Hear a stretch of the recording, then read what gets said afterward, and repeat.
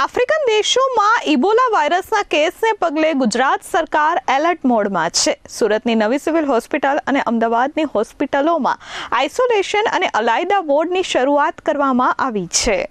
દક્ષિણ આફ્રિકાના Congo, Uganda અને સાઉથ સુદાન જેવા દેશોમાં ઇબોલા વાયરસના કેસ જોવા મળી રહ્યા છે, જેને પગલે ગુજરાત સરકારના આરોગ્ય વિભાગ સંપૂર્ણપણે સતર્ક બની ગયું છે.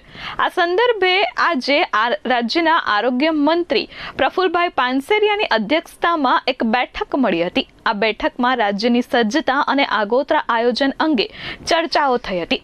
આરોગ્ય મંત્રીએ વધુમાં ઉમેર્યું હતું કે રાજ્યના આરોગ્ય વિભાગ દ્વારા સૌથી વધુ પ્રભાવિત આફ્રિકન દેશોમાંથી આવતા મુસાફરો પર ખાસ નજર રાખવામાં આવી રહી છે.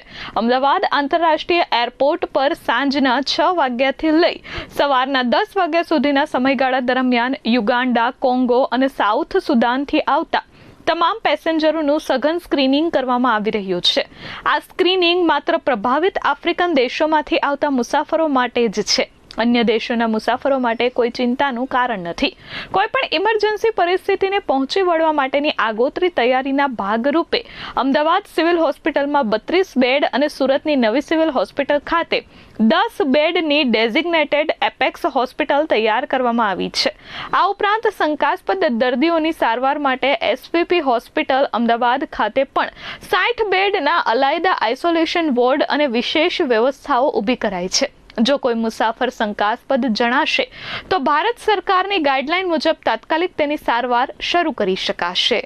સાઉથ આફ્રિકાના કોંગો, યુગાન્ડા અને સાઉથ સુદાનની અંદર ઇબોલા વાયરસના પેશન્ટો મળી રહ્યા છે, ત્યારે એ દેશોથી આવનારા પેસેન્જર ભારતની અંદર કોઈપણ રાજ્યની અંદર આવે ત્યારે ભારત સરકાર આરોગ્ય વિભાગ દ્વારા જે ગાઈડલાઇન્સ ગુજરાત સરકારને આપી છે એમનું ચુસ્તપણે પાલન કરવા માટેની આખી ટીમનું આયોજન કરવામાં આવ્યું છે. સાંજના 6 થી સવારના 10 સુધી અમદાવાદ એરપોર્ટ પર તમામ પેસેન્જર ત્યાંથી આવે છે એનું સ્ક્રીનિંગ કરવામાં આવે છે. આખા ભારતની અંદર એક પણ ઇબોલા વાયરસનો કેસ મળવામાં આવ્યો નથી, એટલે ગભરાવાની એક પણ ટકો જરૂર નથી. માત્ર એ દેશથી આવતા પેસેન્જરોએ જ ખ્યાલ રાખવાનો છે કે જેથી કરીને બીજા કોઈને ચેપ લાગે નહીં. ગુજરાત ગવર્મેન્ટના તમામ અધિકારીઓ, આરોગ્ય વિભાગના અધિકારીઓ આ બાબતે સંપૂર્ણપણે તૈયારી સાથે સજ્જ છે. ઇબોલા વાયરસ એ ઓર્થો ઇબોલા વાયરસ છે, જે અત્યંત ઘાતક છે. જીવલેણ ઝૂનોટિક પ્રાણીઓમાંથી માણસોમાં ફેલાતો ચેપ છે. શરૂઆતના તબક્કામાં તેના લક્ષણો સામાન્ય ફ્લૂ એટલે કે તાવ જેવા જ હોય છે, જેમાં દર્દીને તીવ્ર તાવ આવવો, શરીરમાં નબળાઈ અને થાક લાગવો, માથાનો દુખાવો, ગળામાં ખારાશ તેમજ સ્નાયુઓ અને સાંધામાં અસહ્ય દુખાવો થવો સામેલ છે. સ્થિતિ વધુ બગડે ત્યારે દર્દીને ઉલટી અને ઝાડાની સમસ્યા થાય છે. આ બીમારીનું સૌથી મુખ્ય અને વિશિષ્ટ લક્ષણ એ છે કે તેમાં કોઈ પણ દેખીતા કારણ વગર દર્દીના શરીરના આંતરિક અને બાહ્ય અંગોમાંથી લોહી વહેવા લાગે છે અને ઘાતક સાબિત થાય છે. અમદાવાદ સિવિલ અને સુરત સિવિલમાં અલાયદી વ્યવસ્થા પણ કરવામાં આવી છે, પણ એની કોઈ જરૂરિયાત પડશે નહીં એવી આપણે આશા રાખીએ છીએ.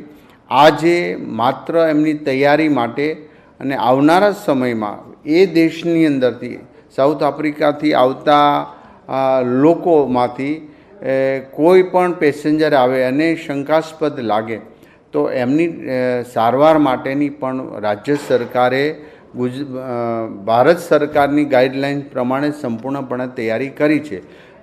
કેન્દ્ર સરકાર દ્વારા એસઓપી બનાવીને જે રાજ્ય સરકારને આપવામાં આવી છે એ તમામ પ્રકારની તૈયારીઓ અમે કરી ચૂક્યા છીએ. એક પણ કેસ ન હોવાથી કોઈએ ગભરાવાની જરૂર નથી.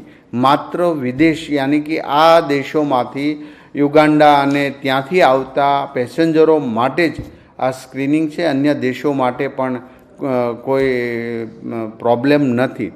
તો આજે અમારી આરોગ્ય વિભાગ દ્વારા આ સંપૂર્ણપણે તૈયારી થઈ ચૂકી છે.